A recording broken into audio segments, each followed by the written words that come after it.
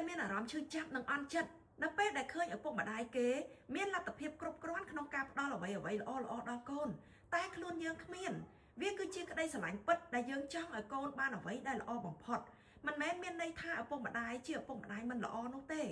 សូមកុំបន្ទោសខ្លួនឯងអី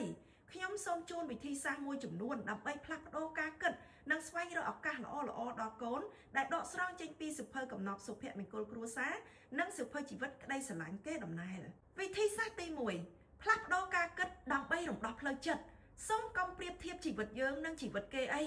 យើងមិនបានដឹងថាតើពីមុនមកគេតស៊ូយ៉ាងណាគេជួបការលំបាកយ៉ាងណាខ្លះគេមានទ្រព្យសម្បត្តិយ៉ាងណាខ្លះទើបជីវិតគេដើរមកដល់ចំណុចនេះនោះទេ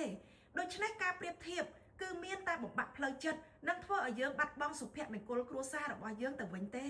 ឱកាសសិក្សានៅសាលាល្អមិនមែនជាផ្លូវតែមួយគត់ដែលនាំឲ្យកូនយើងមានអនាគតល្អនោះទេសាកស្រមៃមើលចំនួនការដែលពួកយើងនៅកំពុងសិក្សាយើងសិក្សានៅសាលាធម្មតាដូចគ្នាប៉ុន្តែយើងអាចស្វែងរកឱកាសអនាគតរៀងៗខ្លួនបានអ្វីដែលសំខាន់បំផុតដែលឪពុកម្ដាយត្រូវផ្ដល់ឲ្យកូនគឺការគាំទ្រផ្លូវចិត្តក្តីស្រឡាញ់កូននឹងដឹងគុណនិងដឹងចំពោះការលះបង់របស់ឪពុកម្ដាយមិនមែនទាល់តែរៀនសាលាល្អទើបមានអនាគតល្អនោះទេអ្វីដែលកូនត្រូវការគឺឪពុកម្ដាយដែលមានសុខភាពផ្លូវចិត្តល្អហើយនៅក្បែរចាំលើកទឹកចិត្តពួកគេជានិច្ចទី2ដំណោះស្រាយជាក់ស្ដែងតើធ្វើដូចម្ដេចដើម្បីឲ្យកូនរៀនសូត្របានខ្ពង់ខ្ពស់ប្រសិនបើយើងគ្មានលទ្ធភាពគ្មានថវិកាផ្ទាល់ខ្លួនមិនមែនមានន័យថាទ្វារអប់រំត្រូវបិទនោះទេយើងមានផ្លូវជាច្រើនទៀតដោយប្រើសមត្ថភាពដើម្បីជំនួសឲ្យលុយបានដូចជាការជំរុញកូនឲ្យខិតខំប្រឹងប្រែងរៀនសូត្រដើម្បីប្រឡងយកអាហារូបករណ៍មិនថាសាលារដ្ឋឬសាលាឯកជនឬសាលានៅបរទេសនោះទេគឺសុទ្ធតែមានអាហារូបករណ៍សម្រាប់សិស្សពូកែនិងសិស្សដែលជួបការលំបាកអាហារូបករណ៍នៅក្រៅប្រទេសជាច្រើនក៏សុទ្ធតែជាឱកាសដែលកូនអាចចាប់យកបាន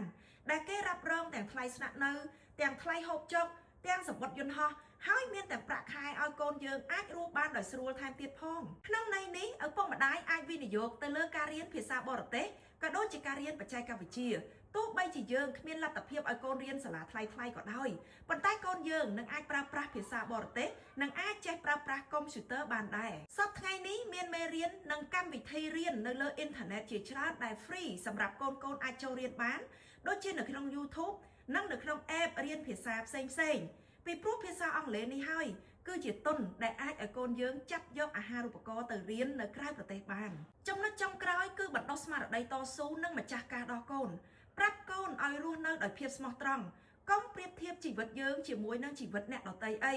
ត្រូវខិតខំប្រឹងប្រែងតស៊ូដោយសមត្ថភាពរបស់យើងផ្ទាល់ក្មេងដែលយល់ពីការលំបាកនៅក្នុងគ្រួសារគឺជាក្មេងដែលមានឆន្ទៈតស៊ូនិងរឹងមាំជាងក្មេងដទៃហើយក្នុងន័យនេះឪពុកម្ដាយត្រូវតែព្យាយាមសន្សំសំចៃកាត់បន្ថយការចំណាយដែលមិនចាំបាច់ទាំងអស់ដើម្បីលះបង់គ្រប់បែបយ៉ាងទំនុកបំរុងកូនជ្រោមជ្រែងឲ្យអស់ពីលទ្ធភាពគួបផ្សំនឹងសមត្ថភាពដែលកូនមានស្រាប់ខ្ញុំជឿថាកូននឹងមានអនាគតរុងរឿងជាក់ជាមិនខាន